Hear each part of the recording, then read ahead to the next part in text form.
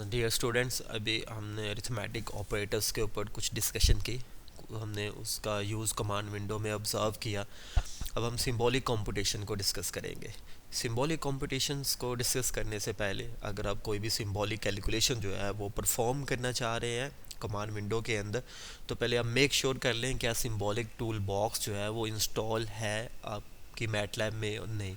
अगर नहीं है तो आप इसे जिस तरह दूसरे पैकेजेस को इंस्टॉल किया आपने मैटलैब के अंदर, उसी तरह आप सिंबॉलिक टूल बॉक्स को भी आप इंस्टॉल करेंगे। अब ये किस तरह पता चलेगा कि आपके सिस्टम में सिंबॉलिक टूल बॉक्स जो है वो इंस्टॉल हुआ है कि नहीं। उसके लिए कमांड विंडो को एक्टिव करें। इसमें क्लिक करने के लिए तो यहाँ पे आप टाइप कर दें हेल्प सिंबॉलिक, फिर इंटर प्रेस कर दें। तो जब आप इसे प्रेस करेंगे तो आपके कमांड विंडो में इस को जो डेस्कटॉप है आपका वो इस तरह का शो होगा।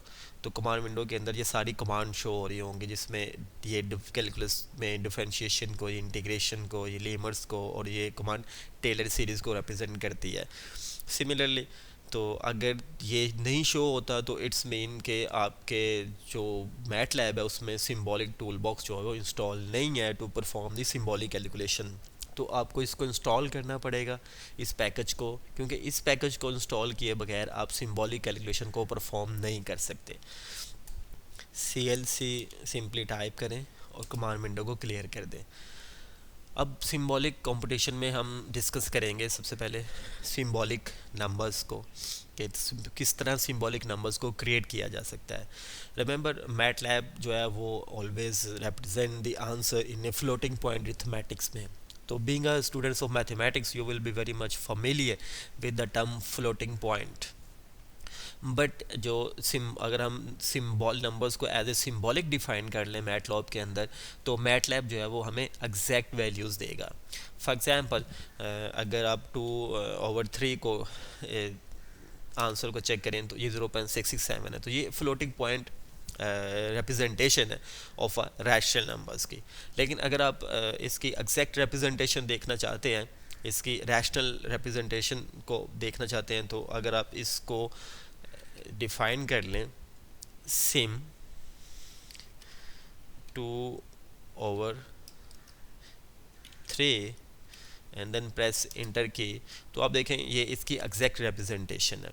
तो सिम सिंटैक्स को हम यूज़ करते हैं सिम नंबर्स की सिंबॉलिक रिप्रेजेंटेशन के लिए। सिंबॉलिक रिप्रेजेंटेशन पे अगर हम कॉस, साइन और other trigonometric function like exponential transcendental function की वैल्यूज़ को फाइंड आउट करेंगे तो यूजिंग सिम कमांड हमें जो है आंसर है वो एग्जैक्ट मिलेगा। फॉर एग्जांपल अगर आप देखें आपके पास एक नंबर है पाए, ठीक है, इसकी ये रिप्रेजेंटेशन है। अगर आप साइन की वैल्यूज़ पाए पे चेक करें तो आपके पास जो आंसर मिलेगा वो फ्लोटिंग पॉइंट की फॉर्म में मिलेगा, यानी ये डेसिमल रिप्रेजेंटेशन है साइन पाए की। But we know that the exact value of sine pi is really equal to zero. तो अगर आपने साइन पाए की एग्जैक्ट वैल्यू को देखना है कि इसका आंसर ज़ीरो किस तरह आता है, तो आपको सबसे पहले पाए को एज ए सिम्बॉलिक डिफाइन करना पड़ेगा। वो किस तरह होगा? For example sine and then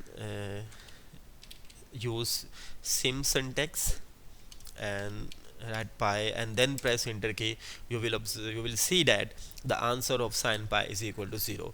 तो अब इन दोनों सिंटैक्स का कंपैरिजन कर सकते हैं। अगर आप sin pi की value without converting the pi into symbolic very numbers, अगर आप इसकी वैल्यूज फाइंड आउट करेंगे तो आपको ये डेसिमल रिप्रेजेंटेशन देगा, नॉट एग्जैक्ट आंसर देगा। लेकिन अगर आप मैटलैब को इंस्ट्रक्ट कर देते हैं कि आप पाए को as a symbolic number deal करें, तो आपके पास जो है वो फिर एग्जैक्ट आंसर दे देगा। सिमिलरली आपने कॉज पाई/2 की वैल्यूज़ को ऑब्जर्व करते हैं।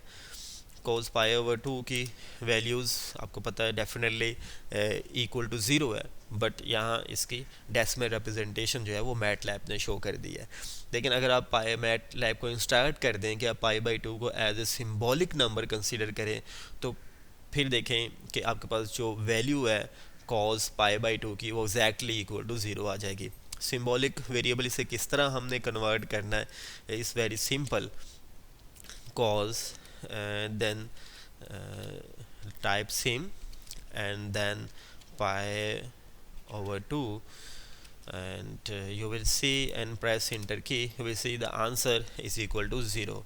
तो जो we observe that symbolic number is represented in exact form while floating point is in decimal approximation. तो फ्लोटिंग पॉइंट जो है वो डेसिमल अप्रॉक्सीमेशन देगा, और जो हमारे पास सिंबॉलिक कन्वर्शन नंबर की वो हमें एग्जैक्ट आंसर देगा. यहाँ पे आपने ऑब्जर्व किया होगा जो वर्क स्पेस में देखें है, जो हमने number as a symbolic deal किए थे, ये उसे एज ए सिंबॉलिक सेव किया जा रहा है. और कमांड हिस्ट्री के अंदर जो जो कमांड्स हमने डिस्कस की हैं यहाँ पे, वो सारी की सारी यहाँ पे एज सच सेव है. अब हम देखते हैं कि सिंबॉलिक वेरिएबल्स किस तरह डिफाइंड होते हैं, उसके लिए कौन सा सिंटैक्स यूज़ होता है. कि जब हम अलजेब्रिक एक्सप्रेशंस को यूज़ करते हैं तो डेफिनेटली अलजेब्रिक एक्सप्रेशन में कुछ वेरिएबल्स आते हैं. For example x plus y raise to power square. तो undefined MATLAB expressions, I mean this gives error. तो हम इसे अगेन टाइप करते हैं. एक्चुअली हमने जो कैरेट की थी उसको यूज़ नहीं किया था तो एरर दिया. अब यहाँ पे देखें कि उसने अनडिफाइंड फंक्शन वेरिएबल एक्स, उसने वेरिएबल एक्स को आपने डिफाइंड नहीं किया यहाँ पे. तो वेरिएबल एक्स को वो क्या डील करे कि वेदर वो वेरिएबल एक्स को कोई न्यूमेरिकल नंबर ट्रीट करे या उसे एज ए वेरिएबल ट्रीट करे. तो हमें ये मैटलैब को इंस्ट्रक्ट करना पड़ेगा. तो for this we have to define x and y as a symbolic variables. अगर हम इनको कोई फिक्स वैल्यू नहीं देना चाहते तो हमें एक्स और वाई को as a symbolic variable define करना पड़ेगा. अब इनको हम सिंबॉलिक वेरिएबल किस तरह डिफाइन करेंगे, उसके लिए जो सिंटैक्स है वो हमारे पास है S Y M S x and y. Using this syntax हम यहाँ पे नंबर ऑफ वेरिएबल्स को एक ही कमांड्स के अंदर as a symbolic variable define कर सकते हैं. जैसे मैंने एक ही कमांड लिखी सिम्स एक्स, तो मुझे अलहदा से सिम्स वाई लिखने की ज़रूरत नहीं है. मैं स्पेस बार की जो है वो प्रेस करूँगा और वाई को भी एज ए सिंबॉलिक वेरिएबल कर दूँगा. अब ये होगी. अब मैंने इसको एडिट करना है, तो किस तरह एडिट करूँगा, तो उसके लिए कीबोर्ड के ऊपर एक अप एरो की है, उसे आप प्रेस करेंगे तो आपके पास ये एक्स प्लस वाई स्क्वायर जो है वो आपके पास जो है वो डिस्प्ले हो जाएगा. आपको इसे दोबारा लिखने की ज़रूरत नहीं है. आप अप एरो की यूज़ करें कीबोर्ड के ऊपर, तो यहाँ से जो वैल्यू है एक्स प्लस वाई स्क्वायर, क्योंकि एक्स प्लस वाई स्क्वायर जो है वो कमांड हिस्ट्री के अंदर सेव है, तो जब आप अप एरो की यूज़ करेंगे तो ये वैल्यूज़ इस एक्सप्रेशन को यहाँ से उठा के यहाँ पे रीडिस्प्ले कर देगा. अब आप इसे करेंगे तो ये आपको अब इसने एरर नहीं दिया. एरर क्या था, undefined function of variable x, but there हम एक्स और वाई को as a symbolic variables define कर चुके हैं, तो देन ये हमें ये आंसर दे देगा. अब हम अगर इसको एक्सपैंड करना चाहें, एक्स प्लस वाई स्क्वायर की एक्सपेंशन को देखना चाहें, फर्दर इसके ऊपर हम कोई कमांड्स अप्लाई करना चाहें, तो अब हम इसके ऊपर अप्लाई कर सकते हैं. For example you know x plus y square की जो एक्सपेंशन है वो डेफिनेटली क्वाड्रेटिक फार्मूला से होती है, लेकिन मैटलैब जो है वो इसको एग्जैक्टली जो है वो शो कर देगा. अगर ए एक्स एक्सपैंड कमांड में यूज़ करूं, और डेफिनेटली ये जो आंसर है ये वेरिएबल आंस में सेव हुआ है, तो मैं यहाँ पे आंस लिखूँगा तो उसने एक्स प्लस वाई स्क्वायर को एक्सपैंड कर दिया. अगर मैं इसे मज़ीद फैक्टर करना चाहता हूँ, इसे फैक्टराइज करना चाहता हूँ, तो डेफिनेटली ये फैक्टराइज भी हो जाएगा. फैक्टराइज देन लास्ट कमांड्स को अगर चेक करें तो इसको अगर हम फैक्टराइज करना चाहें तो अगेन इसने फैक्टराइज, डेफिनेटली इसकी जो फैक्टराइजेशन होगी वो ये एक्स प्लस वाई स्क्वायर ही हो जाएगी, तो ये आ जाएगी. तो वेरिएबल्स को जब हम एज ए सिंबॉलिक जब हम डिफाइन नहीं करेंगे, जब तक हम मैटलैब को इंस्ट्रक्ट नहीं करेंगे कि हमारे वेरिएबल को अब किस तरह डील करना चाहते हैं, तो वेदर आप उससे कोई एग्जैक्ट वैल्यू असाइन करना चाहते हैं या आप उसकी जर्नल फॉर्म को देखना चाहते हैं, तो जब आप उसकी जनरलाइज फॉर्म को देखना चाहते हैं तो देन डेफिनेटली आपको उन वेरिएबल मैटलैब को इंस्ट्रक्ट करना पड़ेगा आप इसे एज ए सिंबॉलिक वेरिएबल्स ही डील करें. अब नेक्स्ट हम देखेंगे कि जो सिंबॉलिक एक्सप्रेशंस हैं उसे हमने किस तरह डिफाइन करना है. अभी तो वेरिएबल्स एक्स और वाई को देखा, फिर उन सिंबॉलिक एक्सप्रेशंस को क्या हम फर्दर यूज़ कर सकते हैं और अगर हम उसे फर्दर यूज़ कर सकते हैं तो हम उसे किस तरह यूज़ कर सकते हैं, अब हम वो डिस्कस करेंगे यहाँ पे। पहले हम कमांड विंडो को क्लियर कर देते हैं by simply typing CLC and then press the enter key, तो कमांड विंडो क्लियर हो जाएगी। सपोज हमारे पास एक क्वाड्रेटिक इक्वेशन है ax² plus bx plus c, where a b and c belong to the set of real numbers and a not equal to 0। तो ये हमारे पास quadratic equation है। मैं इसे एज ए सिंबॉलिक एक्सप्रेशन में अगर कन्वर्ट कर देता हूँ, जो इसकी सिंबॉलिक क्रिएशन है वो किस तरह होगी। लेट्स सपोज क्वाड्रेटिक इक्वेशन में आपने देखा कि आपके पास एक कांस्टेंट a है, एक b है और c है और x एज ए वेरिएबल है। अगर इन सब को मैं as a symbolic variable define कर दूं, mean SYMs a b and then c and then x, तो अब मैंने इसको as a symbolic variables define कर दिया। वर्क स्पेस के अंदर अगर आप क्लियरली ऑब्जर्व करें तो a b c और x को जो ये जो वेरिएबल्स हैं, इन वेरिएबल्स को a b c और x वैल्यू असाइन हो चुकी है। आई मीन ये वेरिएबल जहाँ जहाँ पे भी अपीयर होंगे तो इनको a b c और x वैल्यू ही असाइन होगी। तो वर्क स्पेस के अंदर हम वो ऑब्जर्व कर सकते हैं कि a वेरिएबल को वैल्यू a असाइन हुई है, b वेरिएबल को वैल्यू b असाइन हुई है, c वेरिएबल को वैल्यू c असाइन हुई है और x वेरिएबल को वैल्यू x असाइन की गई है। तो सपोज अगर this is f a, quadratic equation को मैं लिखता हूँ a into x, then take the square of x² and then plus b and static sign for multiplication and then then type x and then at the end type c। you will see ये अब इसकी symbolic representation है quadratic equations की। अब इसको symbolic representation को जो लिख दिया गया है, इसका हमें बेनिफिट क्या होगा, तो इसको हम फर्दर चेक किया जा सकता है। फॉर एग्जांपल अगर इस सिंबॉलिक एक्सप्रेशंस के ऊपर अगर मैं इस पूरी सिंबॉलिक एक्सप्रेशन का स्क्वायर लेना चाहूँ, इसका क्यूब लेना चाहूँ और फिर इन स्क्वायर और क्यूब को मैं ऐड और माइनस करना चाहूँ, तो मुझे इन एक्सप्रेशंस को बार बार लिखने की ज़रूरत नहीं पड़ती। For example F square and minus F and cube plus 10, तो ये क्योंकि ये एज ए सिंबॉलिक रिप्रेजेंटेशन है अलजेब्रिक इक्वेशंस की हमारे पास, तो ये हमारे पास जो है इसका आंसर आ जाता है। ठीक है, अगर मैं इसमें कोई सिंप्लीफिकेशन करना चाहूँ तो सिंपली मैं इस सिंप्लीफाई कमांड को यूज़ करूँगा और पैरेंथेसिस के अंदर, क्योंकि ये पूरी का पूरा आंसर जो है वो आंस वेरिएबल में स्टोर हुआ है, तो यहाँ पे मैं आंस को टाइप कर दूंगा और इंटर की को प्रेस करूंगा, तो इसकी मैक्सिमम सिंप्लीफिकेशन आ गई। मैटलैब जो इसे सिंप्लीफाई करेगा, ये जो कमांड है तो ये इसकी मैक्सिमम सिंप्लीफिकेशन देगी, बट अगर आप इससे ज़्यादा सिंप्लीफिकेशन चाहते हैं तो आपको इंस्ट्रक्ट करना पड़ेगा। तो बाय डिफ़ॉल्ट जितनी पॉसिबल सिंप्लीफिकेशन उसकी हो सकेगी, मैटलैब जो है वो सिंप्लीफाई कमांड से किसी भी एक्सप्रेशन की सिंप्लीफिकेशन कर देगा। तो इससे फर्दर सिंप्लीफिकेशन के लिए आपको इंस्ट्रक्ट करना पड़ेगा, आपको मैटलैब को बताना पड़ेगा कौन कौन सी टर्म्स को आपने किस किस तरह रीअरेंज करना है।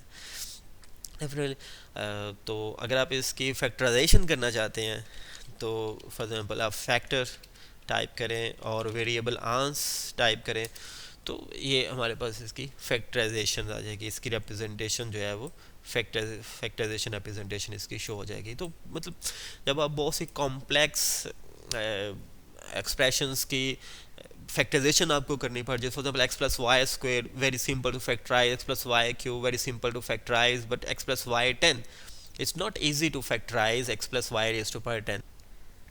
For this you have to convert your expression into a symbolic expression. Further हम इसकी थोड़ी सी examples को discuss करते हैं. For example x plus y and raised to power 10, अगर हम इसको देखते हैं तो ये अब यहाँ पे इसने एरर नहीं दिया कमांड विंडो ने, मैंने इसको as a symbolic variable treat नहीं किया तो इसने एरर। द रीज़न इज़ डैट कि वर्क स्पेस के अंदर x और y को मैं already as a symbolic variable define कर चुका हूँ।